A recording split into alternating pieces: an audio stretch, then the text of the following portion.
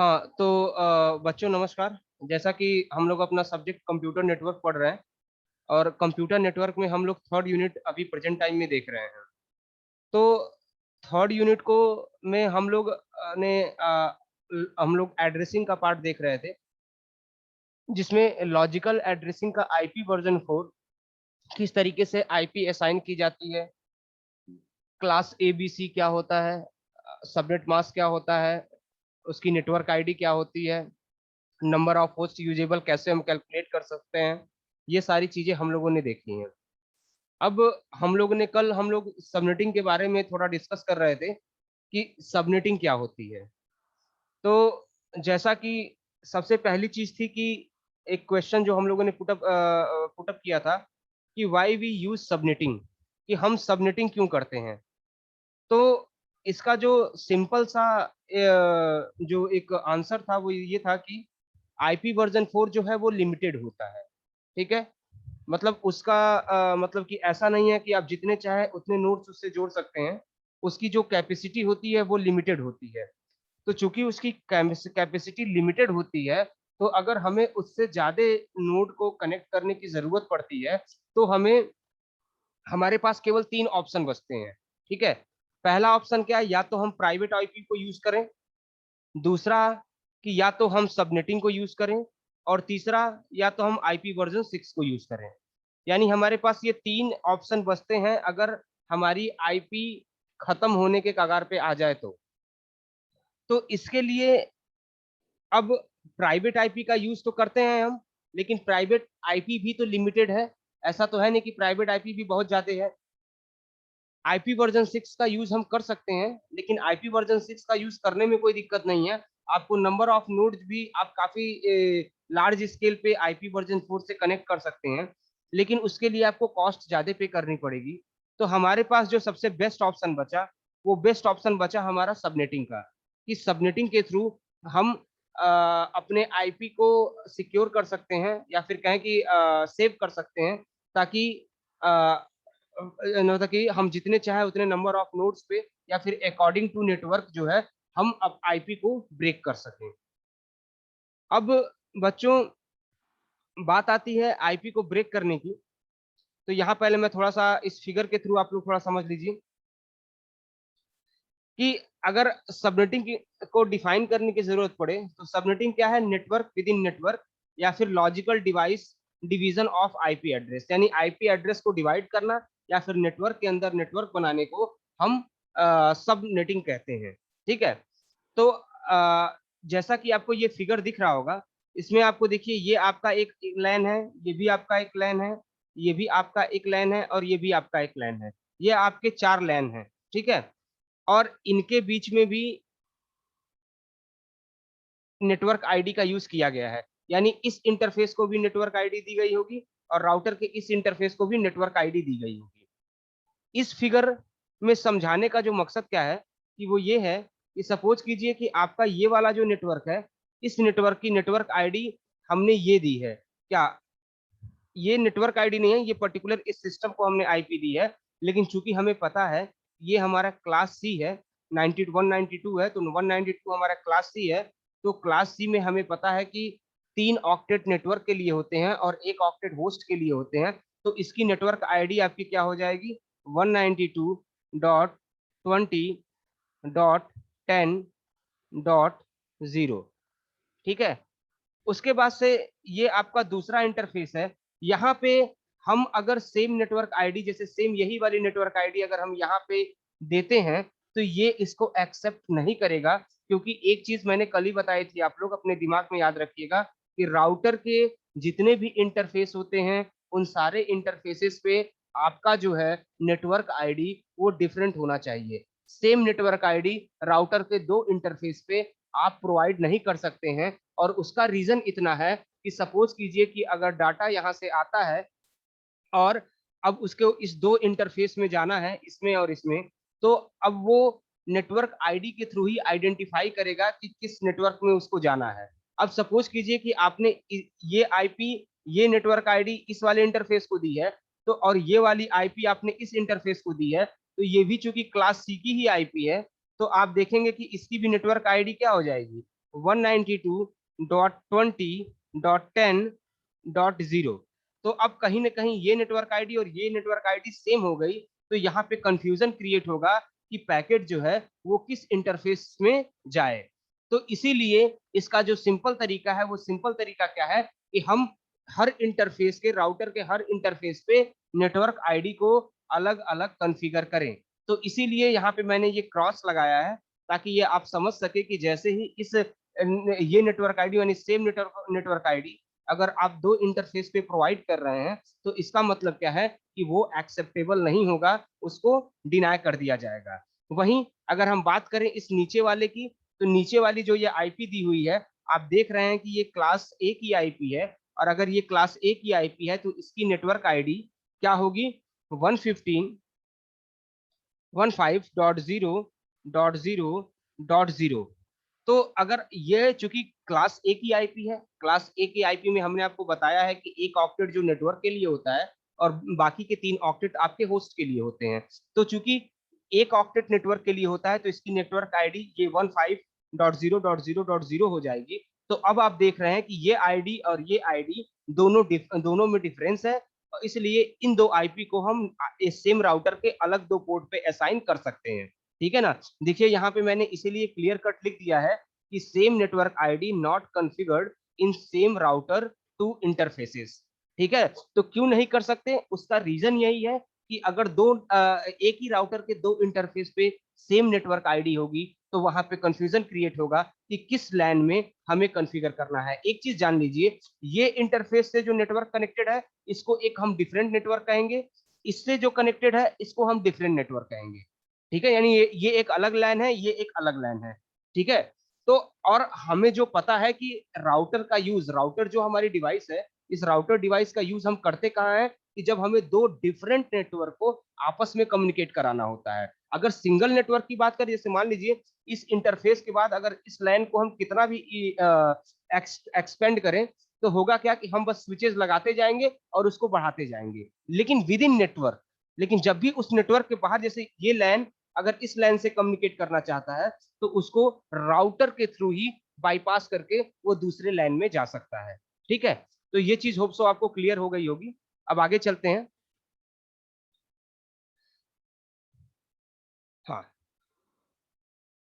सबसे पहले चीज CIRD वैल्यू क्या होती है। ठीक है ना, तो CIRD वैल्यू का फुल फॉर्म है क्लासलेस इंटर डोमेन राउटिंग। ठीक है ना, ये बाय डिफॉल्ट ABC तीनों क्लास के राउटिंग में फिक्स होती है। ठीक है ना, बाय डिफॉल्ट क्या होती है, ABC तीनों क्लास की राउटिंग में फिक्स होती है। ये CIDR नंबर वही होता है कि जिस क्लास में जितनी नेटवर्क बिट असाइन होती है, उसी को हम काउंट में लिख देते हैं। जैसे अगर हम बात करें कि ये इस आईपी एड्रेस की, तो इसके बगल में /8 लिखा हुआ है।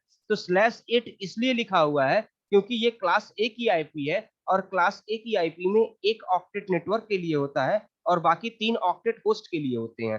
तो नेटवर्क में एक ऑक्टेट होता है, यानी कि उसमें नंबर ऑफ बिट कितनी हो गई, 8, इसीलिए यहाँ पे /8 लिखा हुआ है।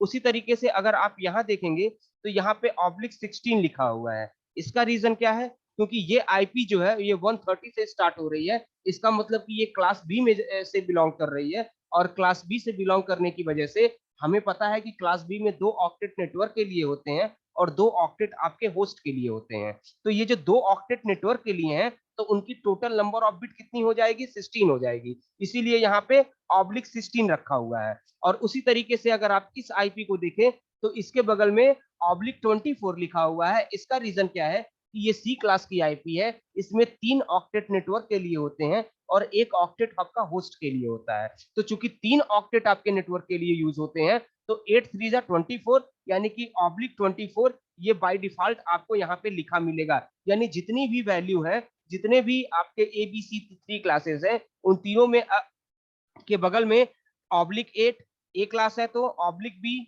/16 अगर बी क्लास है तो, और /24 अगर सी क्लास है, तो ये आपको बाय डिफॉल्ट देखने को मिलेगा। यही इसका CIRD नंबर होता है। और दूसरी चीज आपको मैं बता दूं, अगर आपको ये आइडेंटिफाई करना है कि आपके पर्टिकुलर आईपी में सबनेटिंग हुई है कि नहीं हुई है, तो वो इसी CIRD नंबर से ही आइडेंटिफाई होता है। यानी कि अगर आप सपोज कीजिए यहाँ 8 की जगह पे 10 हो, ठीक है ना, यहाँ पे 24 की जगह पे 26 हो, या फिर यहाँ पे 16 की जगह पे 20 हो।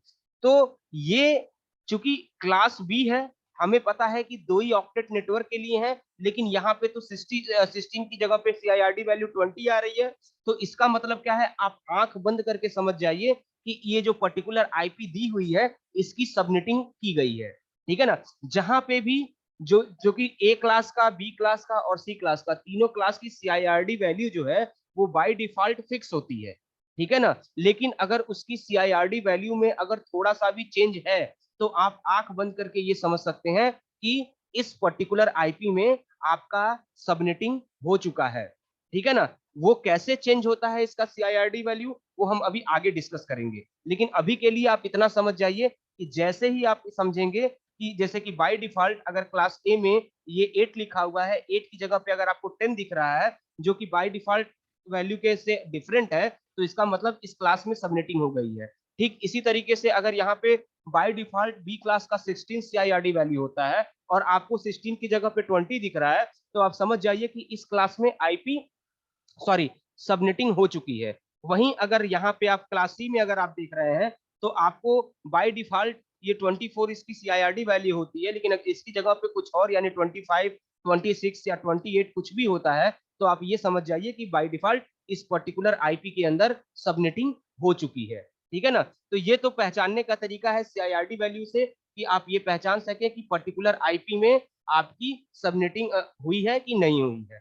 दूसरी चीज, अब हमें सबनेटिंग की जरूरत क्यों पड़ी वो भी हम इसी डायग्राम से समझते हैं। देन आफ्टर हम देखते हैं कि कैसे हम सबनेटिंग करते हैं। तो चलिए, सपोज कीजिए कि ये भी आपका एक लैन है, ये भी आपका एक लैन है, ये भी आपका एक लैन है और ये भी आपका एक लैन है। ठीक है। मैंने ये कहा कि हर पोर्ट पे नेटवर्क आईडी आपकी डिफरेंट होनी चाहिए। यानी इस इंटरफेस की बात करें, इस इंटरफेस की बात करें, इस इंटरफेस की बात करें, इस इंटरफेस की बात करें, ये भी इंटरफेस है और ये भी इंटरफेस है। तो हमें हर इंटरफेस पे नेटवर्क आईडी जो है वो डिफरेंट होनी चाहिए राउटर के। ये हमने अभी देखा। ठीक है कि हर नेटवर्क की हर राउटर की नेटवर्क आईडी आपकी डिफरेंट होनी चाहिए। तो हमने नेटवर्क आईडी चलो डिफरेंट कर दी। जैसे इस राउट यहाँ पे हमने क्या किया, हमने ये नेटवर्क आईडी दी है। यहाँ की बात करें तो हमने ये नेटवर्क आईडी दी है। ठीक है। इसकी बात करें इस इंटरफेस की तो हमने ये नेटवर्क आईडी दी है। और इस इंटरफेस की बात करें तो हमने ये नेटवर्क आईडी दी है। ठीक है। अब सपोज कीजिए कि यहाँ पे आपको 20 कंप्यूटर लगाने हैं, यहाँ पे आपको 30 कंप्यूटर लगाने हैं, यहाँ पे आपको 25 कंप्यूटर लगाने हैं और यहाँ पे आपको 30 कंप्यूटर लगाने हैं। ठीक है। तो अब हमें पता है, हमने ये देखिए, एक चीज और जान लीजिए। नेटवर्क जैसे आपको ये लग रहा होगा यहाँ पे और यहाँ पे ये दोनों की रेंज सेम है, यानी सेम नेटवर्क आईडी है, लेकिन ये सेम नेटवर्क आईडी नहीं है। ये इसलिए क्योंकि ये दोनों क्लास सी की आईपी है और क्लास सी की आईपी में हमें पता है कि 3 ऑक्टेट जो है वो हमारे नेटवर्क के लिए होते हैं और एक ऑक्टेट हमारा होस्ट के लिए होता है। ठीक है ना। तो 3 ऑक्टेट नेटवर्क के लिए होंगे, तो इसकी अगर हम नेटवर्क आईडी लिखें तो इसकी नेटवर्क आईडी होगी 200.10.10.0। और इसकी अगर हम नेटवर्क आईडी की बात करें तो इसकी नेटवर्क आईडी क्या होगी, 200.10.11.0। तो ये 11 है, ये 10 है, जिसकी वजह से इनकी नेटवर्क आईडी में डिफरेंस हो गया। तो ये दोनों आईपी इन दोनों को हम एज अ नेटवर्क आईडी दे सकते हैं। लेकिन यहाँ पे भी अगर 10 होता तो उस केस में हम वो रॉन्ग होता, फिर हम वो आईडी नेटवर्क को नहीं दे सकते थे। तो ये तो हो गया कि भाई चलो हमने ये मतलब ये चार हमने नेटवर्क आईडी जो है इन चार इंटरफेसों को प्रोवाइड की। अब यहाँ पे 30 सपोज कीजिए था, यहाँ पे 40, यहाँ पे 25, यहाँ पे 35 कंप्यूटर हमें जोड़ने हैं इस पर्टिकुलर नेटवर्क में। तो हमने यहाँ पे जो आईपी दी है वो 10 सीरीज की आईपी दी है। अब 10 सीरीज की आईपी में सोचिए एक नेटवर्क होस्ट है, बाकी तीन जो है वो तो होस्ट होस्ट के लिए है ना, सॉरी ये जो एक ऑक्टेट है ये तो नेटवर्क आईडी के लिए है, लेकिन बाकी 3 ऑक्टेट तो होस्ट के लिए हैं। और 3 ऑक्टेट होस्ट का मतलब समझ रहे हैं, यहाँ पे 255, मतलब ऐसे समझ लीजिए अगर फॉर्मूले के थ्रू निकालना चाहेंगे। एक सेकेंड,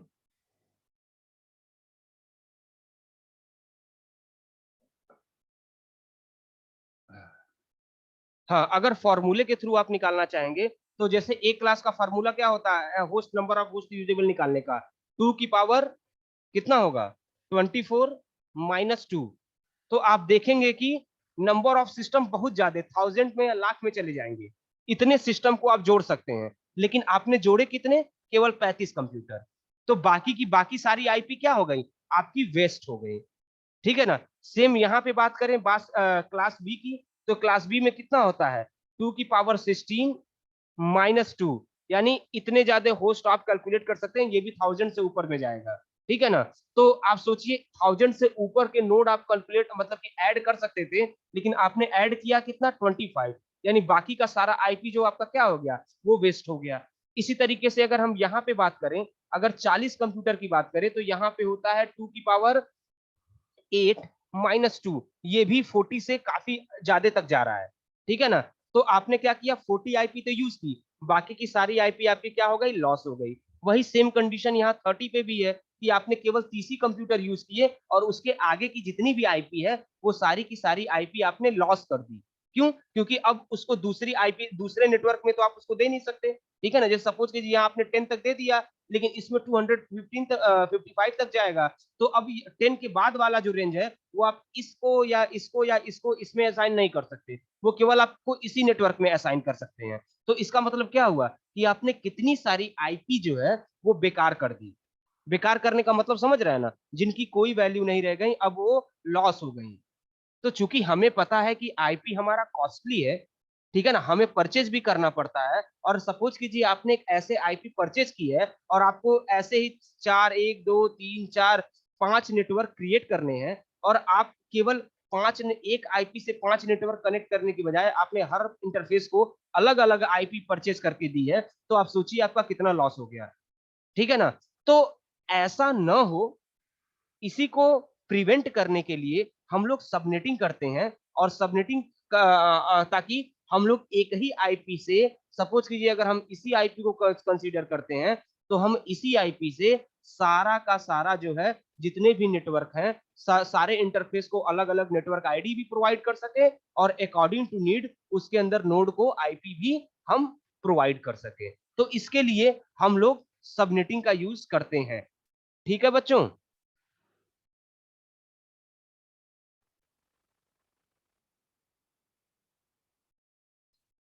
तो चलिए देखते हैं। Note, class A CIRD value is 8, class B CIRD value is 16, class C CIRD value is 24 by default. If any change in this CIRD value in any class, that means subnetting is applied to this IP, this class IP। यानी वही जो मैंने ऊपर बताया कि जो by default value है सीआईआरडी की, वो क्लास ए की 8 है, क्लास बी की 16 है, और क्लास सी की 24 है। इसके अलावा अगर आपको कुछ भी दिखता है तो इसका मतलब क्या है कि तो आप आंख बंद करके ये सेटिस्फाई हो सकते हैं कि उस पर्टिकुलर आईपी में सबनेटिंग हो चुकी है। अब सपोज कीजिए एग्जांपल के तौर पे कि हमने परचेज की क्लास सी की ये आईपी, क्लास सी की हमने ये आईपी परचेज की है आईएसपी से। ठीक है ना। 197.10.10.0/24। तो ये आईपी हमने क्या की है, परचेज की है, किससे, आईएसपी से। इसके लिए हमने पे किया है। ठीक है ना। इसके लिए हमने क्या किया है, पे किया है। अब हमको अपने ऑर्गेनाइजेशन के अकॉर्डिंग, ऑर्गेनाइजेशन की नीड के अकॉर्डिंग हमने अलग अलग ऑफिसेस बनाए हैं, और हम चाहते हैं कि हर ऑफिस का जो नेटवर्क आईडी हो वो मतलब कि एक ही इसी आईपी से हम सारे राउटर के सारे इंटरफेसेस को नेटवर्क आईडी प्रोवाइड कर सकें जो कि डिफरेंट हो। ठीक है ना। तो अगर सिंपली अगर हम इसकी बात करें, तब तो इसकी नेटवर्क आईडी 197.10.10.0 ही होगी। तो केवल किसी एक इंटरफेस को ये नेटवर्क आईडी प्रोवाइड कर सकते हैं। तो अगर हम यही नेटवर्क आईडी किसी एक को प्रोवाइड कर दें, तो इसका मतलब क्या है, आपका ये इंटरफेस, ये इंटरफेस, ये इंटरफेस, ये इंटरफेस, ये इंटरफेस, इनको आईपी एड्रेस फिर कहां से प्रोवाइड करेंगे। तो ये थोड़ा डिफिकल्ट हो रहा है। तो इसको सिंपल करने के लिए अब हम लोग सबनेटिंग को अप्लाई करेंगे और देखेंगे कि किस तरीके से हम इस एक सिंगल आईपी से number of 5 network ID generate करते हैं, और उसके थ्रू हम लोग क्या कहते हैं कंप्यूटर को या फिर कहें कि अपने नेटवर्क को कॉन्फ़िगर करते हैं। ठीक है। अ, अब